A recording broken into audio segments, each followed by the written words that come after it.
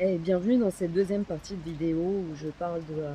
arrêter de vouloir sauver le monde et de vouloir plutôt le protéger, l'aimer. Parce qu'il faut vraiment se rappeler que notre cerveau, il est bête et méchant. Tu lui dis A, il va A, tu lui dis B, il va B. Tu lui dis je veux sauver le monde, il te met en mode panique, il te met des doses d'adrénaline, de cortisol, parce qu'il se dit que c'est une situation d'urgence. Si tu lui dis je veux aimer, protéger, apprendre de ce monde, là, il dit: «Ah OK, bah, pour ça, il faut que tu sois calme, il faut que tu sois ouvert du cœur, ouvert de tes chakras»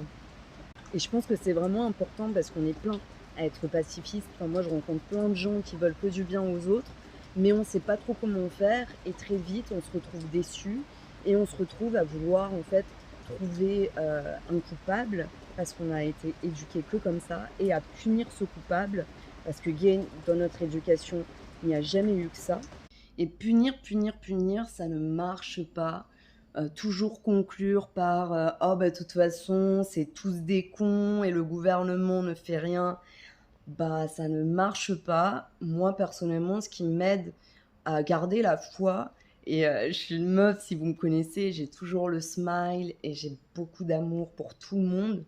parce que j'ai réalisé, en fait, la force que ça avait quand parfois, bah, c'est mon être, en fait, je suis programmée à voir d'abord tes bons côtés et ça me prend beaucoup d'énergie pour voir le mauvais côté et du coup, j'ai rencontré parfois beaucoup de gens, mauvais pour la société, qui n'ont eu que des regards de mépris et moi, je les regardais avec amour et respect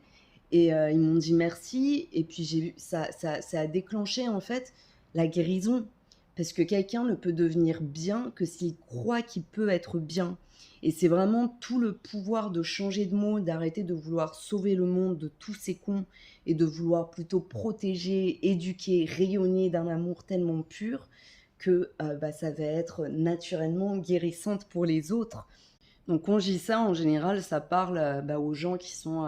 assez spirituels, qui arrivent à visualiser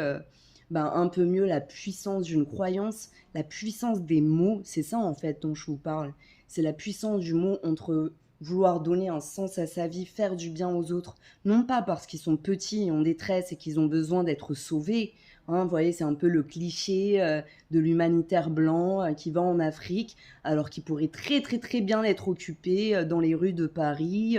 ou à aider, les mères célibataires, les vieux esseulés, en France. Mais on a cette tendance à projeter, en fait, notre besoin d'être sauvé chez les autres et c'est beaucoup plus puissant de réaliser qu'on a besoin de se protéger les uns les autres et qu'en rayonnant soi-même d'amour, on va attirer l'amour et apporter l'amour